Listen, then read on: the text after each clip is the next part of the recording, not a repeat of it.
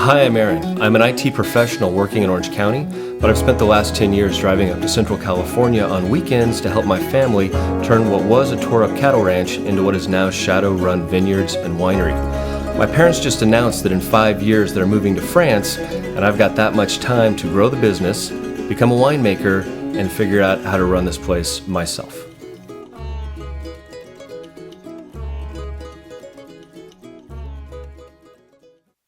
All right, Aaron Hunt here with Run Vineyards. I'm inside our little barrel room. This is the first of 2 barrel rooms we're building. This is kind of the high-tech one where we're able to do cool stuff like we do the winemaking, and we've got carbon dioxide sensors, so that if we're winemaking and fermentation is going on and we're generating too much carbon dioxide, nobody passes out and dies, the vents on the roof come open. We can get this room down to 30 degrees. It does lots of cool stuff. The second building won't be this high tech, it'll just be a place to store barrels at about 60 degrees. But anyway, that's not what I'm here to talk about. What I'm here to talk about is barrels and barrel choices. What role do they play in winemaking? Why do we choose the barrels we choose? How much do they cost? Some people probably don't know anything about this. There are probably some hardcore winos that know quite a bit about this and might just be interested in how a small winery makes these decisions. So I think the bigger context, the best way to understand all winemaking is wine is in a big oxygen cycle. Wine is on its way to becoming vinegar. And somewhere in the middle, you get something that has all the qualities that we want in wine. And so the relationship with oxygen is really important. And that's really what barrels are doing. Barrels are controlling the amount of oxygen that hits the wine. So when you're fermenting grapes, grapes come off out of the vineyard, and they get crushed and destemmed and sorted, and then they do what's called a cold soak, where they sit there on dry ice. And there's a couple days for the macerated grapes to sit with the juice, and the juice to suck some of the anthocyanins out of the skins of the grape, which is where the color comes from. So you get that nice dark color.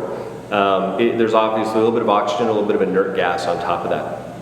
During fermentation, you're getting a lot of oxygen through the grapes, and that's a healthy thing. The yeast need that oxygen. If you don't have that oxygen in there, you're going to get unhappy yeast cells, and unhappy yeast cells produce sulfites, which you'll taste in the wine later. So you need to keep the yeast happy. You need the right amount of oxygen in there. But then once that process is done, once you're done with fermentation, once it's sat in a bin and the yeasts are eating sugar and turning it into an alcohol, and it takes somewhere between 3 or 4 days and 2 or 3 weeks. That process is over. You want to start limiting the contact with oxygen pretty quickly. And so you start pumping. This is what a pump looks like for a small winery.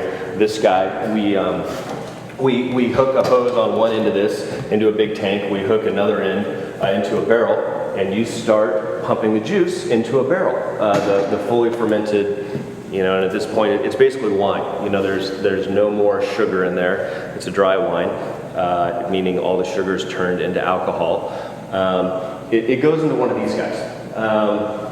Kind of the theory is that, once again, a tiny bit of oxygen at the right time does what the wine needs it to do.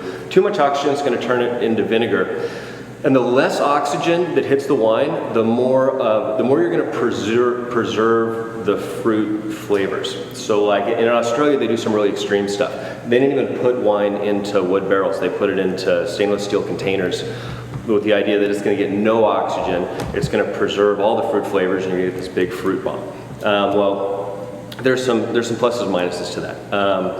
So what we do would be considered reductive winemaking instead of increased exposure to oxygen. It's less exposure.